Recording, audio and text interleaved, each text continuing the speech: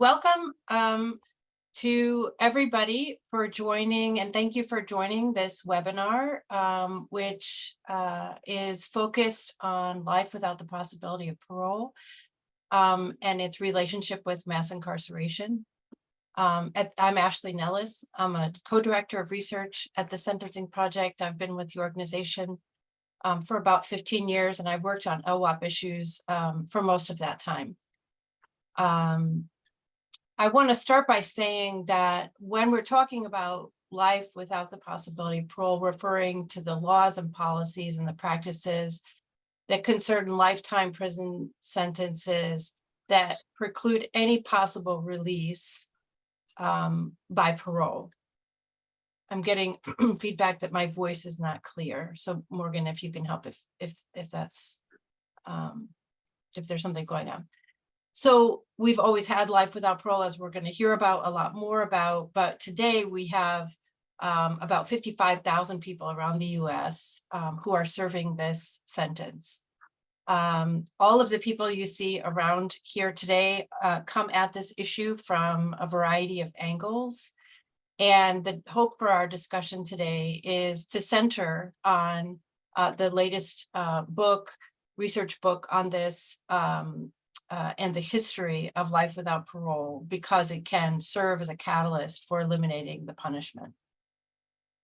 So I want to just tell you a little bit about our panelists, and then I want to allow Anthony Willis to tell you a bit about his story before we hear from Chris.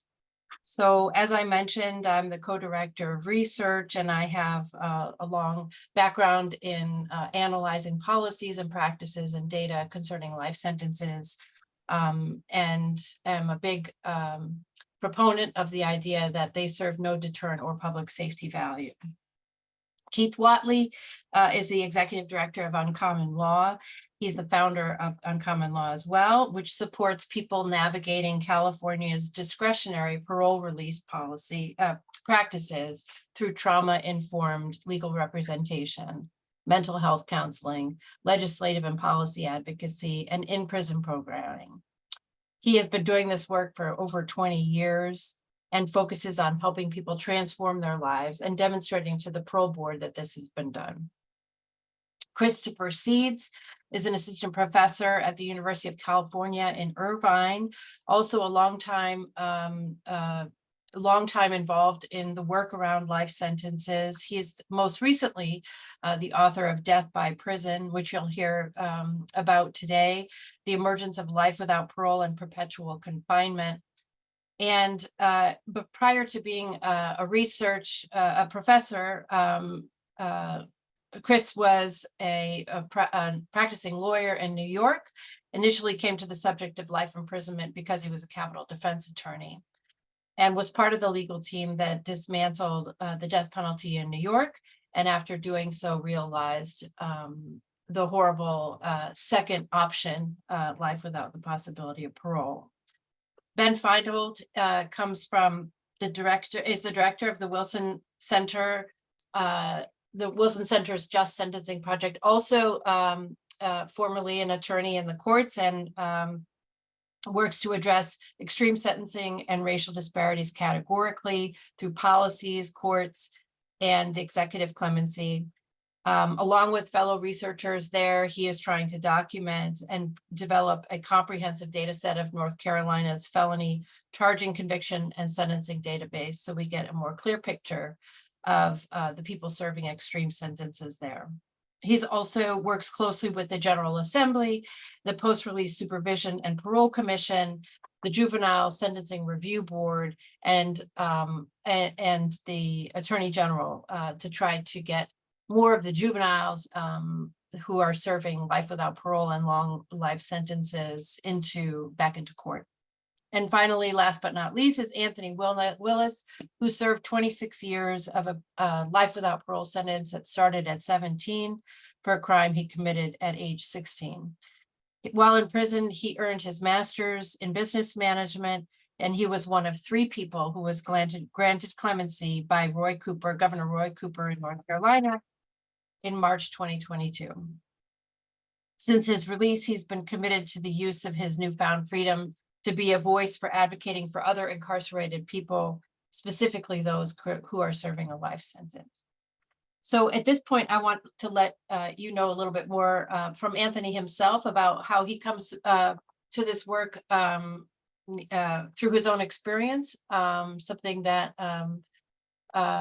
is really truly profound. I met Anthony about 12 years ago at the beginning of my work on this issue, because he was one of the LWOPs who responded to a survey I had submitted to thousands. So I want to turn it over to Anthony so we can spend a few minutes telling you his story, and then we'll move on to Chris. Well, thank you, Ashley. I do appreciate that. I just want to say it's an honor to be able to be here today, to be able to share some of my experiences. And I am overjoyed just for this opportunity, because 26 years ago, this was never a possibility for me to be sitting here in my own house, speaking to you all face to face, and having hundreds of people who I don't even know listening to my voice. So this is an awesome opportunity. And I'm coming here not just for myself, but for the thousands of other men and women who are incarcerated right now and who are hoping for an opportunity that I've been granted. So I just want to say thank you, Ashley, for this opportunity. Like I said, at the age of 16, I made a terrible choice that resulted in the life of being ended. An innocent person lost their life because of my immaturity, my stupidity, my greed, my selfishness. And I'm truly remorseful for that. I want to make sure that every person who is listening to this today know that I'm not here as an accolade. I'm just here to show that a person can change over time. People can mature, and a person can grow into a mature, law-abiding citizen if they are given an opportunity. I was that kid who I grew up and I felt like I just wanted to fit in. And I began to hang around those who had the things that I didn't have growing up. And I began to follow in their footsteps and doing the things that they did. And it led me down a path of crime. My mother always reminds me that I was always a good kid, but I just made bad decisions. And for that, I was sentenced to life without parole. And I was told that no matter what good I may do, no matter what changes may take place in my life, I will never be fit for society. And that's very hard for a 16-year-old to hear that. And when I look at prison as kind of like a junkyard. You know, whenever you have something in your house that you no longer want, you feel like it's no good, you throw it away. It goes to the landfill, the junkyard, because it's said it's no good. It would never be any good. But there are some people who believe that there are some valuable things in the junkyard. The Sentencing Project is one of those people. And those for Duke Law are some of those people. And they went to that junkyard with the prison. They seen that there's a lot of juveniles who have potential in them. All they need to do is just to polish them up, clean them up, and make a few minor repairs, and they can have value. And that's what happened to me. I had people in my life who believed in me, who were there to keep me encouraged. Like when I met Ashley so many years ago, I never thought that we would be here today, but she never gave up. Keep encouraging me, said laws change every day. Just keep preparing yourself as if tomorrow's your day, because you never know when that time is going to be. And I listened to her advice. And because of that, whenever Governor Cooper reviewed the things that I'm able to do in my life while I was incarcerated with the life sentence, he chose to give me an opportunity to be released. And now I want to use my newfound freedom to be a voice, to let every citizen in North Carolina and all across the world know that just as I have changed, so many other men and women can change as well. And just like I've been given an opportunity and now I'm trying to do so much good in the community, imagine if these other thousands of men and women who show that they've matured and made a difference in their life are being released. They can do the same thing. We can clear out that junkyard and have a lot more valuable things in our communities. And I just want to know that every day when I wake up with a purpose now. And my purpose is to be an example, to let everyone know that miracles happen every day, laws change every day, and when that time does come, we have to be ready. So. Thank you so much for that. I think it's a great way to sort of set the conversation because Anthony is, as anyone can tell you on this panel, or anyone who knows people serving life sentences, Anthony is unique, of course, but he is not unique. There are many people serving life sentences who have so much potential And this is not the way that the US used to respond. And so, I think with that, it can be a good transition to Chris, because, the question that a lot of people get when they hear Anthony or other people is, how did someone like you end up with a life sentence? And that is a great question. And Chris went to the long slog of figuring out, how did we end up making this a normalized sentence in the criminal legal system? So I'm going to turn it over to Chris and hear your talk for a bit, and then we'll have the panelists all weigh in. And please, also, I meant to say, if folks listening in have questions, please put them in the Q&A rather than the chat. They're just easier to pull out from there. Okay, thank you so much. Thanks so much, Ashley, for inviting me to speak at this webinar among such a distinguished panel. And thanks, Anthony, for sharing your story to get us started. So as Ashley noted, I'm drawing from a book that was published by the University of California Press last summer. It's called Death by Prison: The Emergence of Life Without Parole and Perpetual Confinement. And at the outset of the book, I emphasize that the most important source of information about life imprisonment, the most important voices that need to be heard, are those of people directly affected by it: incarcerated people, formerly incarcerated people, their families, friends, communities. But I also emphasize that there's something more that I think is critical as a complement to incarcerated people's statements about their experience. And that's an historical account of how the United States came to use death in prison sentencing, DBI, if you will, so much, so regularly, so routinely. That history hadn't been written before. And I think it matters. I think it matters because when you're working to get rid of something, to abolish something, it helps to know where it came from and to know that accurately. So what I'd like to introduce today is just a snapshot of the history of life without parole sentencing in the United States, and point to a couple of reasons that history matters for those of us fighting to end death in prison sentencing today, and also how it matters to U.S. society as a whole. For I do think that LWOP's history has lessons, reminders at the very least, about how this country thinks about human dignity, about race, certainly, and also about death, but specifically about the dignity of older adults who are dying inside. So the first point I want to emphasize is that LWOP as we know it is, historically speaking, an aberration. The book takes a long historical view, as Ashley mentioned, to bring to light how ways of thinking about perpetual imprisonment means the same thing to me as death by imprisonment, and life without parole have developed and changed over time. And one thing that long view shows is that a life without parole sentence means something different now than it once did. For most of the 20th century, life without parole sentences carried with them some possibility of release. Life without parole was life, in effect, with clemency. Some jurisdictions didn't grant the parole board responsibility for release of lifers, and so that responsibility stayed with the governor. And that didn't necessarily mean there wasn't a system guiding release. In some states, even the rigor of review for clemency arguably exceeded that of the parole board. Pennsylvania in the early 20th century is an example. From the early 1940s to the early 1970s, also to take an example of Pennsylvania, a majority of life without parole sentences were commuted after prisoners served on average between 15 and 20 years. Louisiana is another good example. They had a longstanding and well-known rule under which prison administrators would recommend for commutation people who served 10 years and 6 months of their sentence with good conduct. So the life without parole sentence was originally one that conceived of some form of review for release. In other words, it wasn't always DBI. It was just that the executive was making these reviews, not necessarily parole. Prison sentences that were intended from the outset to end in death in prison were relatively uncommon before the 1970s.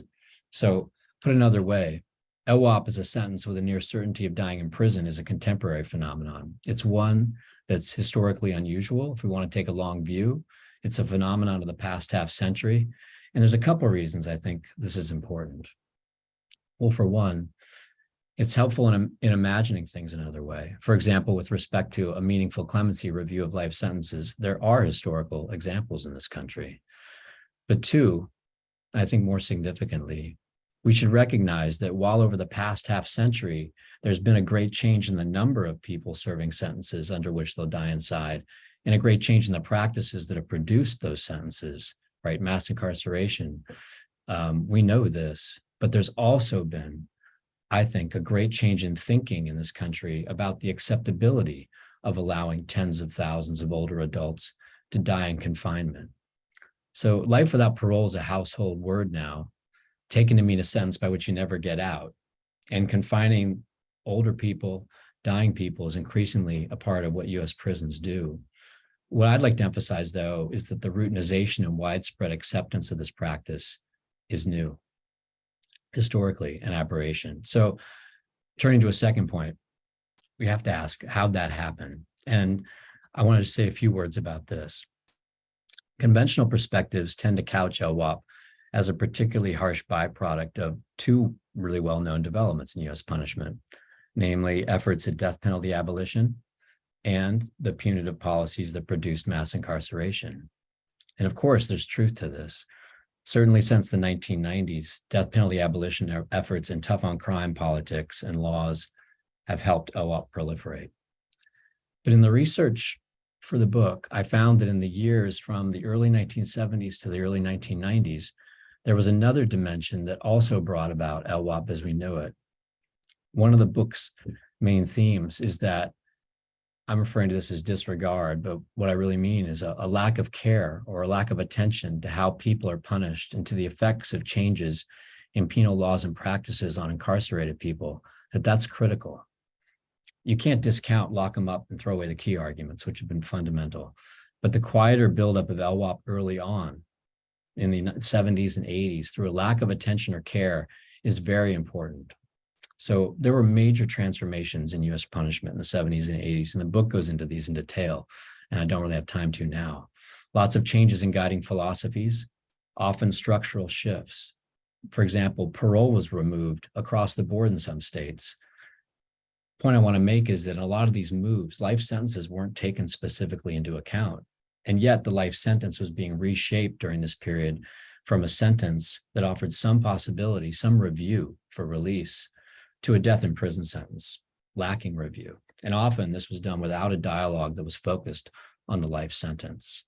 So one reason I think this is important for how we think about LWOP today is that a lot of people who didn't outright advocate for DBI or for LWOP were nevertheless accepting of it once it was there.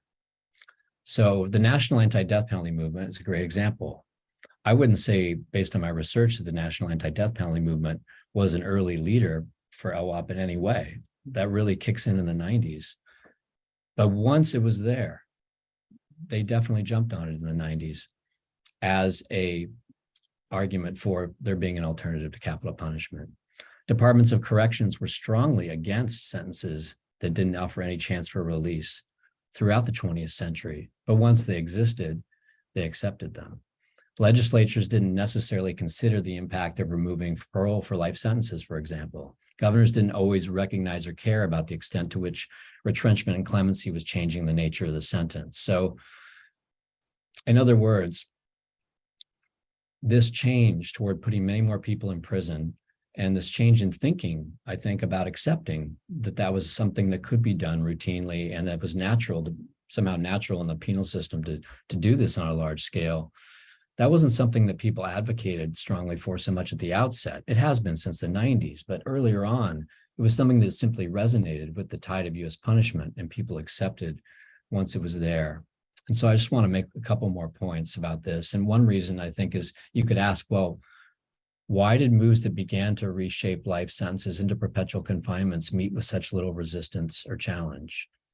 And yes, the punitive context of American punishment helped, but simply because one accepts harsher punishment doesn't mean they're going to accept a punishment as extreme as death in prison, as routine.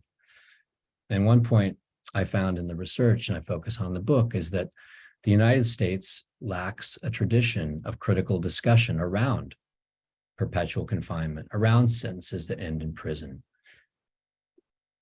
At the critical moment in US history, when all these things were changing in the 70s and 80s, there was really no historical dialogue there to consult concerning the limits on lengths of prison terms that exceeded life expectancy. And we can get into more detail about this if anybody wishes to. But what I'm saying is a lot of this went kind of undetected, unexamined. And finally, now, with so many older people who are reaching death under DBI sentences in prison, I think awareness is building. This book's hoping to contribute to fueling a deeper critical consideration of these practices. We need to develop that dialogue now. We're doing so, but we're working from behind. So just to sum up, this country is on a historically unique footing with its disregard, I think, for indignity of dying in prison. And what I want to emphasize is that I think death in prison sentencing needs to be seen as a phenomenon that's related to mass incarceration, but that's also distinct from it. And we need a comprehensive change of perspective on the indignity of keeping people in prison without a review for release. And of course, we need a well thought out backdrop of community services to receive people on release as well. The answer can't be simply to keep older adults in prison because we're not confident of what's going to happen when they get out, but instead to actively develop support systems for them that will encourage successful transition. So that's a sort of introduction to the book, and I hope that we can build from that. Thank you, Chris.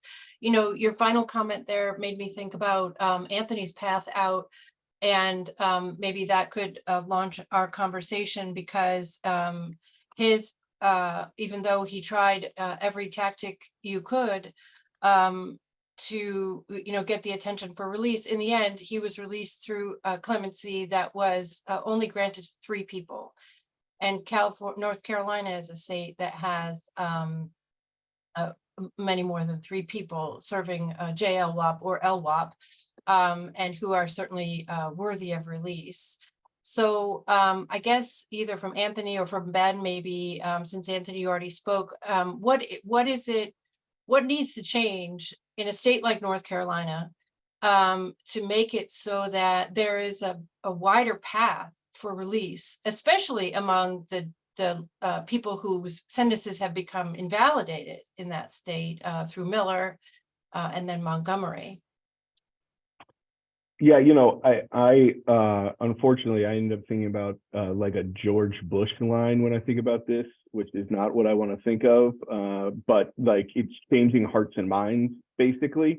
We have done about as, I think about as much structural work with the governor as we can do at this point. And we have had some more folks released, so we're up to 6 through the Juvenile Sentence Review Board. But again, we started with 325 in the pool, and so we are just not in a place in North Carolina where the folks in power believe in any sort of categorical review. Every case has to be reviewed individually, and while that is a good idea in theory, it just means that it's slow and painstaking, and so you aren't going to see the sort of scale and justice balancing effects if you're going through 300 cases one by one over the course of 3 years. So I don't, I really don't think that there is a clean or easy answer besides the fact that we need more people to have a full understanding of how horrific life without parole is, both for the individuals upon whom it is imposed and upon our prison system, because folks who, not everyone, there are lots of folks who kept the faith like Anthony, but there are lots of folks who don't keep the faith when they go in with an LWOP sentence, and those folks are not, turn out to be folks that are difficult for the limited rehabilitative processes we have in North Carolina to help. And we just need people to understand that just disappearing thousands of people into prison for the rest of their lives is going to have a really detrimental effect on the communities that they come from and the way that those communities view the criminal legal system and understand that it's not a humane way to operate, and that we can get the same public safety outcomes we want without just pure punitiveness.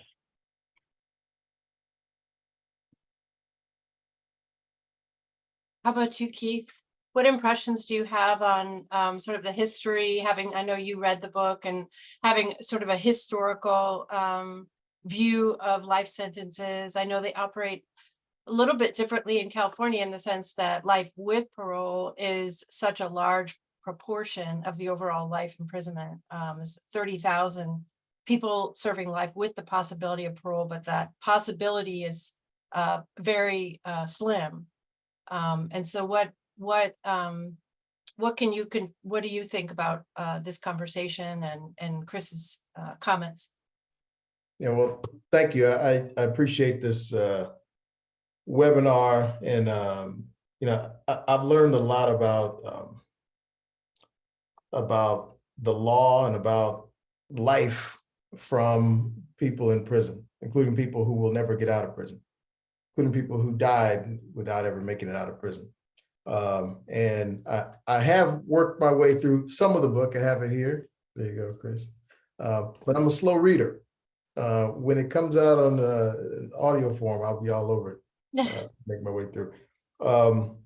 But I think while it's helpful to talk about the way laws and policies have changed, I also think we've been doing that for decades, and we continue to see the percentage of people who are serving life sentences increase, and certainly as a percentage of those who are in prison, many more people serving life sentences than we've seen. And I say the focus should be on the people and the commonalities of our experiences. One thing that I have learned in doing this work for a while is that first, the circumstances surrounding something like a murder are so unique. And I've learned that at least two really important things in this work. One is that just about everybody is capable of violence under the worst circumstances, and that most people are capable of healing and transformation under the best circumstances. Research and my own experiences that point to some of the most common contributors to violence. They include things like the need for safety, for acceptance, for validation, the need to feel worthy. I think a young person's need to know that any abuse, any rejection, any violence they're experiencing is not their fault. That it doesn't mean they're not good enough to be loved. I think the most powerfully transformed people I've encountered learn to have those needs met, and they also learn how to help others meet those needs, and that's what a caring community does. And if I hadn't seen it inside a prison, I wouldn't believe it was possible there. But I have. Some of the most compelling examples of our capacity for change can be found in prisons that are full of people serving LWOP sentences, especially those who were serving those sentences long before commutation was a thing. And they transformed their own lives. They avoided violence, crime, and even transformed the very prisons that housed them. And they did it not because they thought it would impress a parole board or a governor, but because they wanted to live as normal human beings with self-respect and healthy relationships. I'll mention right now, you should read a book called Mother California by a friend named Ken Hartman if you want to see what that looks like, what's possible. The other thing I want to touch on is kind of the nature of parole and clemency is really about, it's about, exceptionalism. You made the point that, Anthony, that you're unique, but there are also, and Anthony, you said there are thousands of people who should get the same opportunity that you have, that you've been given. And I think as I've looked at the California's parole board and how clemency works, at the parole board level, it's like it's a likability and familiarity contest. And at the governor level, it's either about popularity or some political calculation or both. And I don't knock the people who make the right connections, achieve the right notoriety or influence to have their sentences commuted. I knock the system that favors those connections over fairness and justice. I think as long as we allow parole and clemency to be based on like exceptionalism, by definition, most people won't make it. We've gotten better at navigating various hoops that the parole board and the governor have created, but we really need to stop and consider that most of those hoops are arbitrary and have nothing to do with violence risk. And we also need to acknowledge that there's some people who will never be able to navigate those hoops to the board's or the governor's satisfaction. And that doesn't make them dangerous. If we have time during the talk today, I really want to address how bias shows up at the stage of this process that I deal with. And Ben, do you want to weigh in? It seemed like you were doing a lot of nodding with that, and I know you've had very similar experiences in North Carolina. Yeah, no, I mean, I think this is part of the sort of hearts and minds thing that I was talking about. I totally agree with the exceptionalism part. It's that, I mean, I don't even have 5 college degrees, so I don't feel like we should expect everyone to go and get 5 college degrees like Anthony did. I barely made it through my first college degree. Thank you, Williams College, for not kicking me out. And I think that when I read the stories here in North Carolina, it seems to me that we focus a lot on retribution and not so much on, if we release this person right now, do we believe that they're a threat to public safety? And if that was the primary thing we looked at, is the person currently a threat to public safety? And I think even if we combine that with, and have they served a significant amount of time, I think that would sort of change the way we look at the group of people who are doing really long sentences and who are under threat of death by incarceration. And I think, we also have to recalibrate what we mean by a really long period of time, because it's way, way out of whack, both internationally, but also with our historical use of imprisonment. It was a goal to keep prisons at a manageable level. And so there was this constant, release policy. I know, Anthony, you've also spoken about your, path out and how, and what that is, how difficult that was, of course, and how deserving you are of it, but who you left behind and what other alternatives. I know you have some ideas about how things could go in the absence of this very narrow success rate at clemency. You were talking about MAP when we were speaking. So can you talk a little bit about that process and what you see from the vantage point of an LWOPer? Well, you have to keep in mind that, first, I want to make it clear that whenever we commit a crime at the age of 16 to 17, 14 to 15, most of us, we know the difference between right and wrong, okay? So we're not trying to say, to excuse our actions. We need to be held accountable for our actions, but the issue is the length of time. How long is enough for us to have an opportunity to be that mature individual? And when you first come into prison at 15 to 16 years old, 17, and you're told that you're going to die in prison, you don't have much motivation or an incentive to do the right thing. So if you have a person who has a tainted disciplinary record, they got into a lot of fights, many times you have to do that when you first come into prison. You're going to be bullied. People are going to try to steal from you, take advantage of you. You're in a new environment that you've never faced before.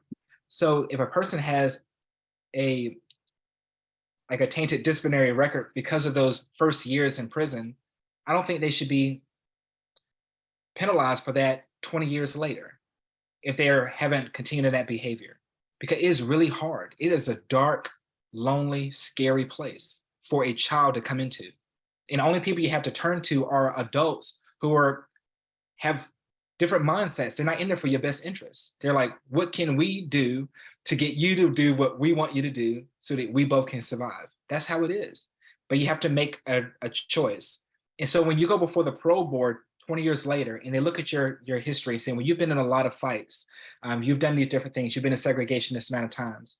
I think it's be important to look at who they are today versus those first 5, 6, maybe even 10 years that when they had to really try to find themselves and to realize this is my life and I have to make the most out of it.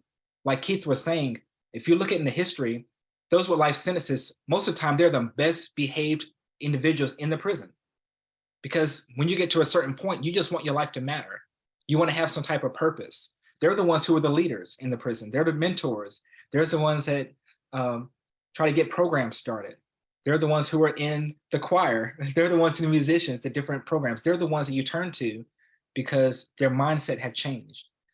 And if there is some system put in place where those individuals can have an opportunity to be given serious consideration later on by the parole board or through the governor. Like if there's a policy in place where after every 10 years, you have to do certain things, meet certain criteria, don't get in infractions, take different programs, meet these criteria, and it would give them as something to look for, something to strive towards. And also it will keep the prison safe. So it's not saying that they would be guaranteed release, but it gives them something to strive towards. If you have an environment where everyone there has nothing to live for, no reason to get up the next morning, nothing to have a purpose to live for, it's dangerous.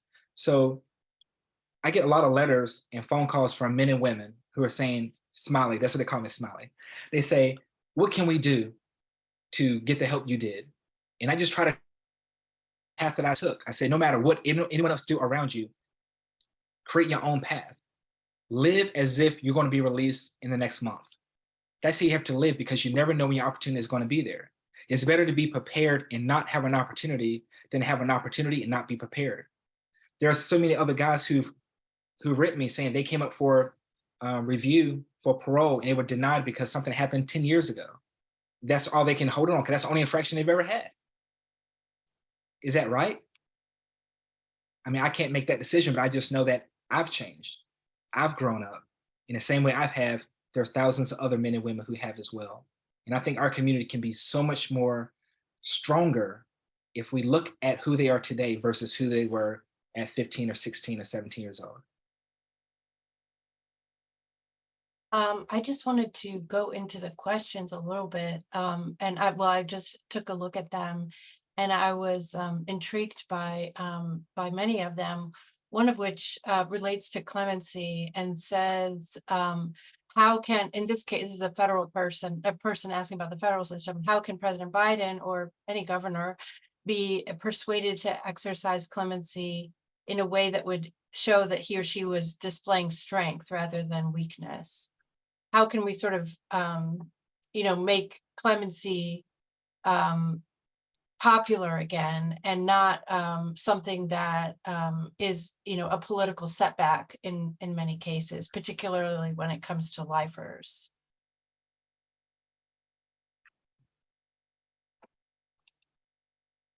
I mean, I think that sort of goes a little bit back to my original sort of hearts and minds stuff, is that, I mean, in North Carolina, we saw a huge drop off in clemency. And this relates to another one of the questions that I actually answered after the sort of tough on crime and super predator age of the 1990s. So like Jim Hunt in North Carolina, he was the governor for 4 terms, but in his last term, he did more than 100 pieces of clemency. And the next governor, Michael Easley, did, I mean, I can't even tell it's a bar chart and the bar is so small that I don't even know how many the number is, but it's like 2.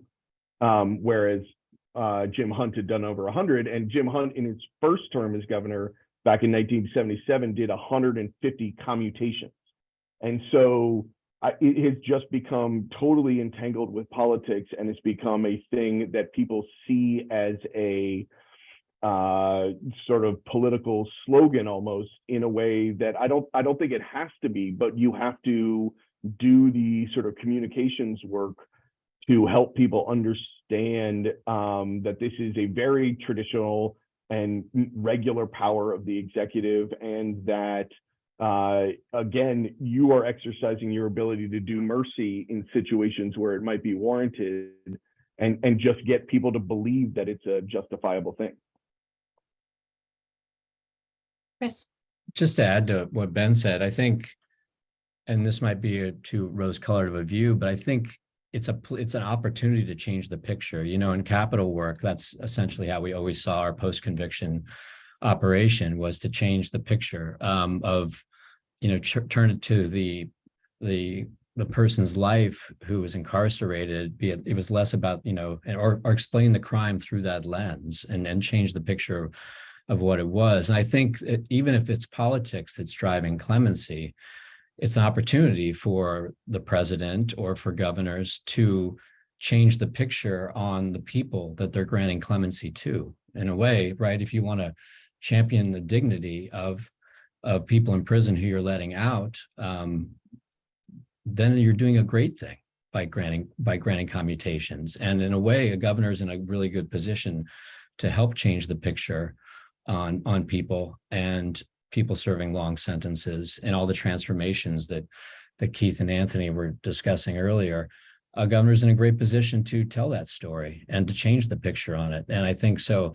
What could, to get back to that question, what could President Biden do? Well, one thing he could do is try to change the narrative on incarcerated people serving long terms, and the nature of his clemency grant isn't. I mean, and it is in a way a duty to rectify over sentencing, but it's also got a mercy element to it, which doesn't need to just be stepping in to, you know, reform drug sentences that were way over the top. It could be simply an act of humanity. And I think if you change the picture of who you're granting clemency to, those things could go hand in hand. So it's a bit of a utopian perspective, but maybe one that, if it were adopted, could have some legs.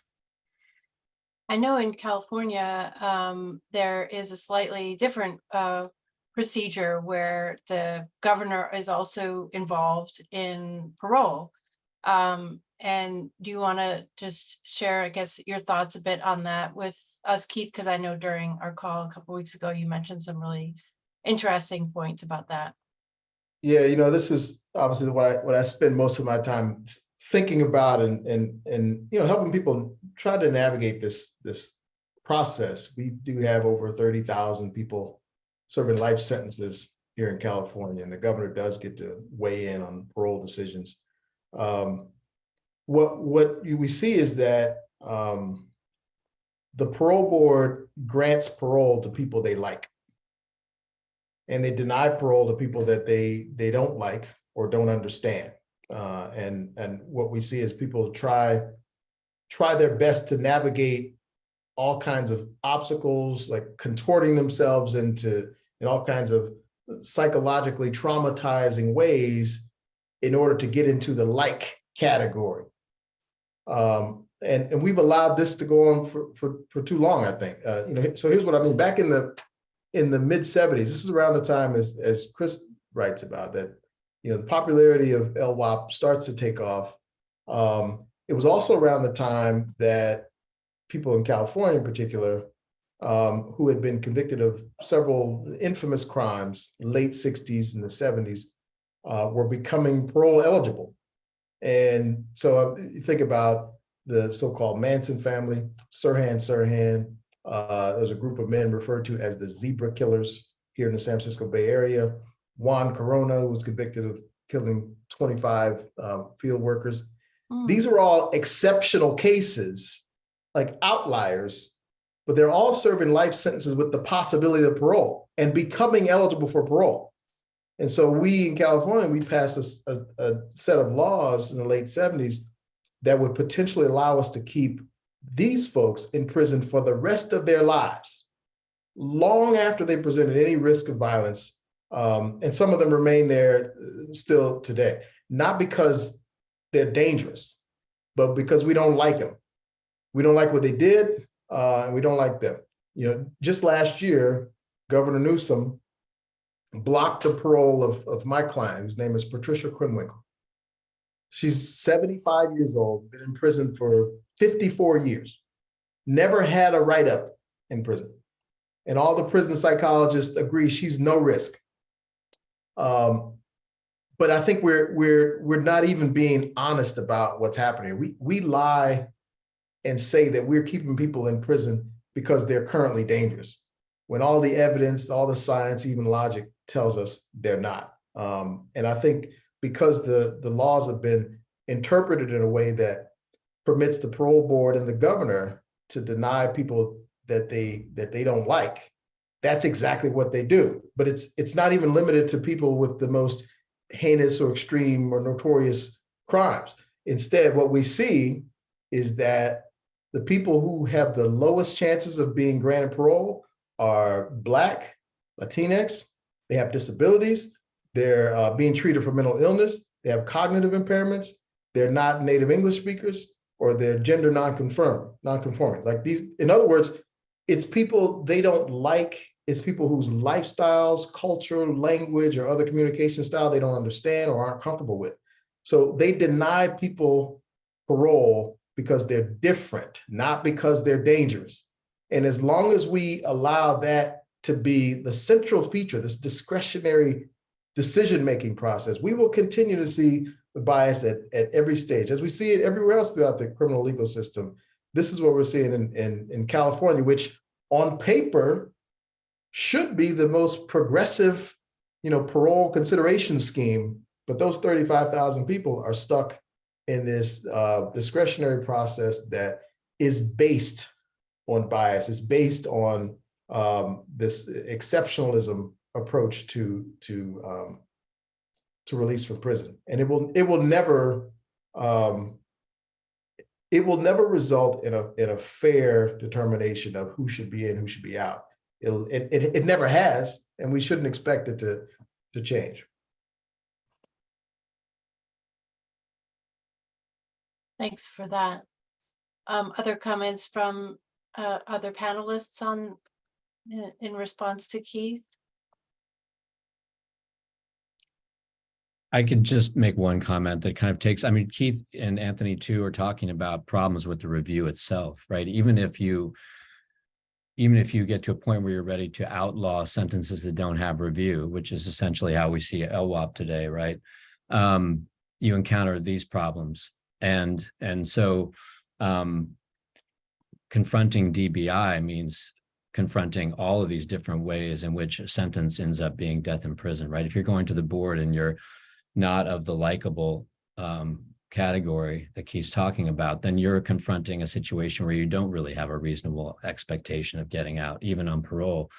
And that too is a death in prison sentence. And I think just to, because my job here is the sort of historian on this, I think just to relate that back historically, I would say that LWOP's ascendance in the late 20th century, one thing it did was it gave a very prominent profile to death in prison sentencing, and that it has also had an influence, I think, on parole and on sentencing judges. And people see LWOP as something to do. Death in prison has something to do, not as something to avoid. And so, in my view, the rise of LWOP in the 20th century has also trickled down, through the system to make parole grants or parole denials, easier to do over and over again, because I don't think that death in prison is a concern. So we have about 10 minutes left, and I'm continuing to go back to there. We're getting a lot of questions and feedback and quite a bit of back and forth going on in the chat and also in the questions. And I wanted to ask, Chris and others, we have successfully gotten rid of the death penalty. And what might be learned from getting rid of the death penalty that could be applied to getting rid of life without the possibility of parole. And I contain that specifically for this question because it is, you know, it is literally a death by prison sentence, in the sense that there is no opportunity for parole at all. And the only difference is when you die, and how you die, but you will die in prison, and the state has decided that. So I wonder, you know, what we can learn, if anything, from eliminating the death penalty and sort of this loss of trust in the death penalty that a lot of the public has, that is sort of precedes their support for getting rid of it. To me, I feel like the, you know, just the slight indication of there being so many innocent people serving death penalty, being on death row, means there's probably many, many more of these people serving life without parole who are innocent. Not to say they all are. I'm assuming most are not innocent. But one of the strategies I think the death penalty abolition movement has used is to undermine the credibility of the sentence itself. And I wonder what we can take from that, those of us who are working to end life without parole, and try to undermine, you know, this sentence as well.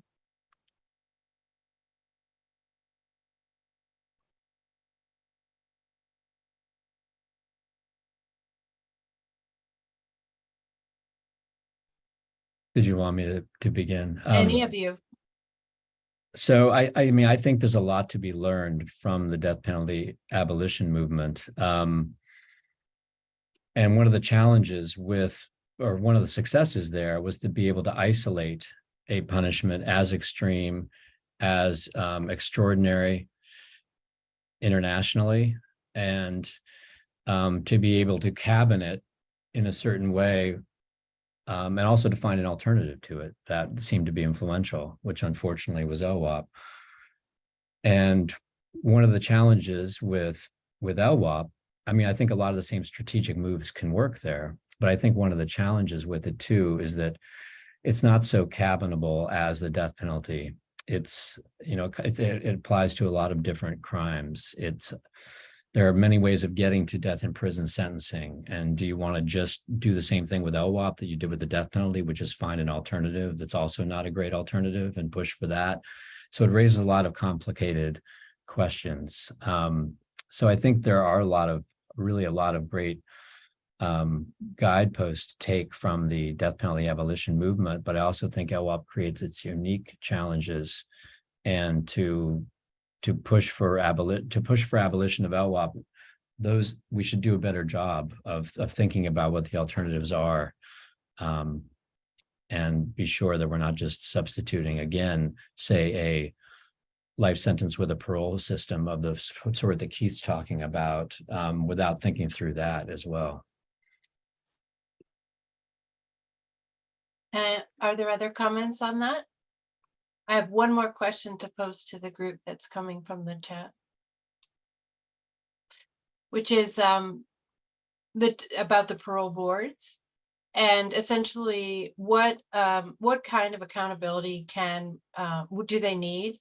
You know, can be worked into the law in terms of their credentials, in terms of their training, in terms of defending why they do deny parole, and being more transparent about how the parole process occurs. Because just like, you know, the prison sentence, it occurs largely in secrecy, and that in and of itself makes it sort of shrouded so that nobody is able to really question what the parole board decides to do. So any ideas for how to make it more transparent? I know in the state of Massachusetts, for instance, all parole, and other states as well, but I've watched Massachusetts, all of the parole board's hearings are live, they're all recorded, they're all put on the website, and you can look at any person's parole hearing at any time and see exactly what happened. But then how they get to the decision is difficult to ascertain sometimes. So what would we need to change, I suppose, is what this person is asking. I mean, I think we would need to have some of the same due process considerations that are part of the trial and plea proceedings be brought into parole proceedings. You know, so obviously every plea that anyone ever takes is in open court, and trials are public events that that people can go watch. And at the end of lots of court hearings, a judge has to issue a ruling on the record in open court, or a written order that people can read that is a public document. And if those normal due process procedures were put in place in the parole review system, I think that that would be tremendously helpful. You're also going to have to convince your legislature to put in basic requirements for people who are on the parole board, and to, you know, sort of believe in those due process considerations for parole review. You could do this all through legislation. You just have to have legislators who believe in that. Now, I mean, the other thing is, in North Carolina, our parole board can make its own rules, and we just have people, you know, the gentleman who's the current chair of our parole commission has chosen not to do that. And, you know, I would like to see more transparency and more process put in place. But, you know, again, that's a situation where you would, at least in North Carolina, the governor appoints that person. So you'd have to convince your governor to appoint a person to be the chair, who would then want to put in place transparent procedures and processes. I would add, you know, this was something I saw the chat, a friend, Stephen Green, put in there to take away the board's discretion. He knows, he's someone who came home from an LWOP sentence. But I think we need to stop pretending that the parole board does something special, that they have any insight or understanding, if there's any science that actually helps predict violence risk. There isn't. Not for a population of people who've been in prison for 15 or 20 years, period. We pretend that there is. We want there to be. We want to have confidence in these people that somehow they have some special expertise or perspective that is a safeguard against, you know, making a bad decision and someone getting out and being hurt. But the objective factors, like 15 years you've been incarcerated, that's a much better predictor than anything the parole board applies. We just don't accept that. It's just not something we're comfortable with, but it's true. It's one of those inconvenient truths. So we need objective factors to determine whether and when people get released. Yeah, I think that's an excellent point. There's a lot of busy work that goes around the whole parole process, and a lot of sort of made up science that tries to predict human behavior, when in fact most people just simply grow older and then they become less likely to commit these crimes. We have only 1 minute left. I want to take this minute to say thank you to all of the speakers. Thank you, Chris, for writing this book and spending so much time researching the history of life sentences. I think, you know, for my part, I think it's a both and. We need to let people who are directly involved, impacted by life sentences lead this work, but we also need to know the history of where it came from in order to know how to move forward. So I really appreciate this conversation. You can reach out to any of the people on this panel through contacting us. And we hope to see you again soon, and hope this was a good use of your time.